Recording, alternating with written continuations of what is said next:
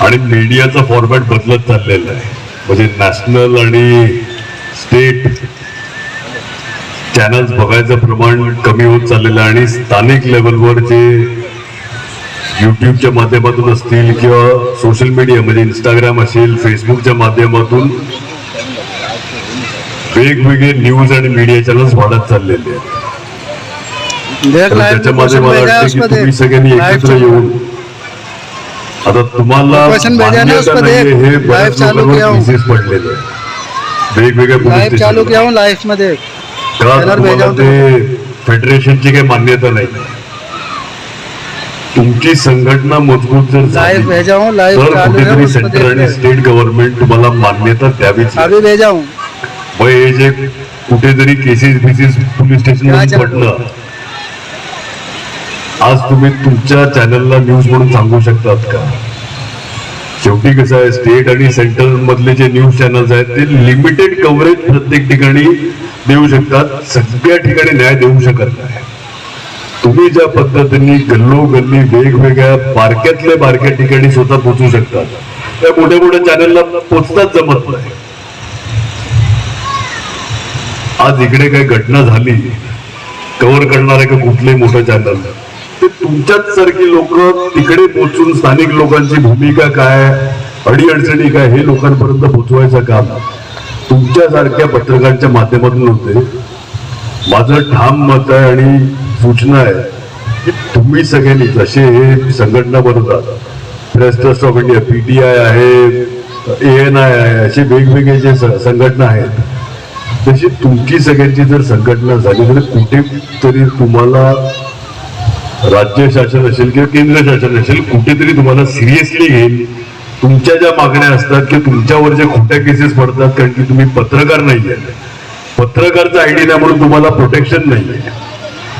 मग एक भीतीचं वातावरण की शासनाच्या विरोधात जर काय प्रश्न आम्ही विचारला तर खोट्या केसेस पडतील का? आणि आपल्याकडे उदाहरण आहेत ना, 2 पत्रकारांवर खोट्या केसेस पडल्यात वसईला. का? तर तुमच्याकडे ID नाही म्हणून तुम्हाला प्रोटेक्शन नाही.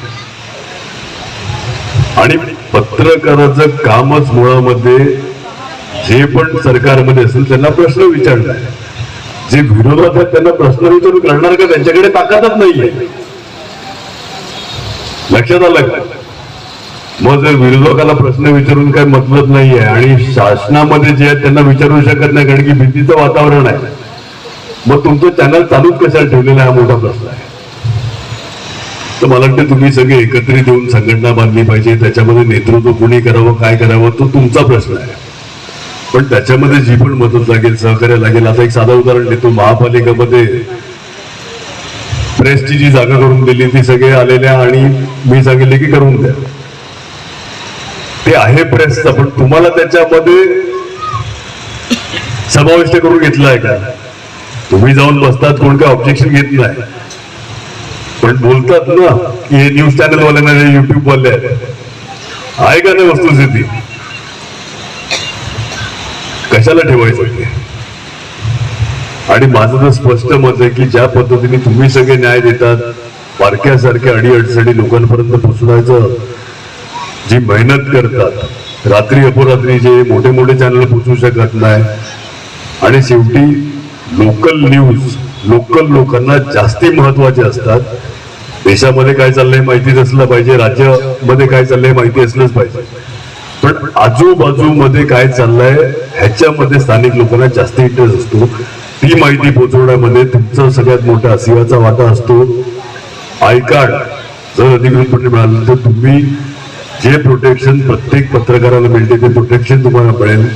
बिनधास्त तुम्ही न्यूज कव्हर करण्याच्या ह्याच्यामध्ये कुठेही जाऊ शकतात, कोणालाही काही प्रश्न विचारू शकतात. त्या हिशोबाने हे झालं पाहिजे असं माझं स्पष्ट मत आहे.